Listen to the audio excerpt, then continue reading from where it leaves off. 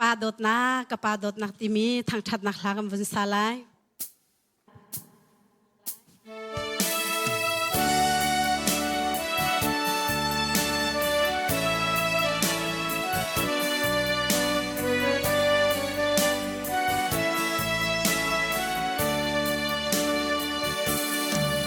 Sembong karak siliau i Krifanun zia za do he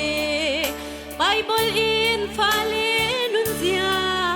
Zon piak tu mo kapao Karang nau i ka tar sang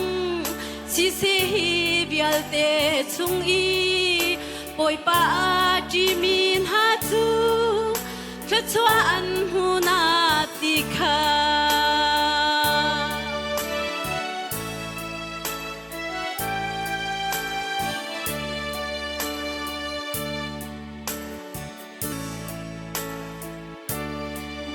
Mi sin rian zu chung karin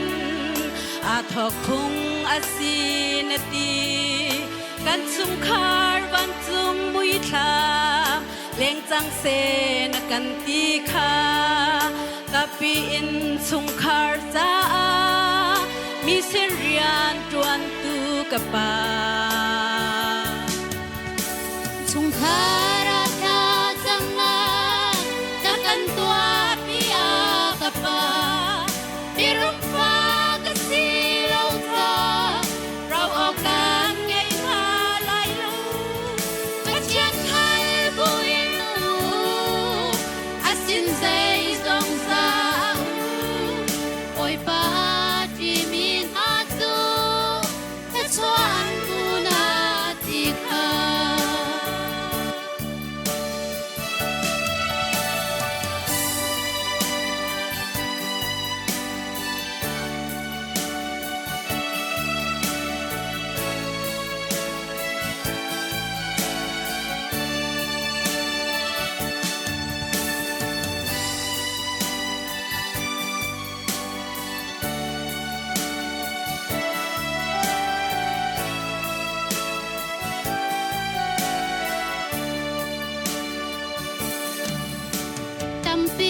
Kri pha kan si am ti si se an a Kri mui an chuang khâu ti lo tung tu deu an tam tuk chang chu ban tuk mi chu va kom hal hau na kan ti kha tu chu kan lung at yang chang kan ti lom tuk mu ka pa chung khar a tha cham na ta kan tua pi a ka pa mi rum pha ka si lo ta ro o kan ngai na lai lo ka chian khai bu in ngu a sin zai zong sa au oi pa ti mi ma tu ka chuan hu na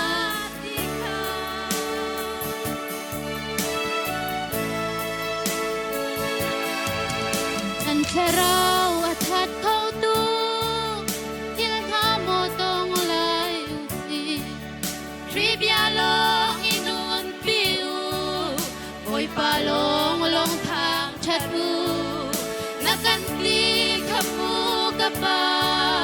Nang pang zoom fe na lum pu Zoom tu ni ngay din a se Tin sa du na tha tun ka Khar a tha cham na ta kan tua pi a ka pa mi rum pha ka si lo ta ro o kan ngai ha lai lo ka chian khai bu in nu a sin sei song sa oi pa ti mi ma su ta chuan hu na ti kha Oi pa ti mi na su ta chuan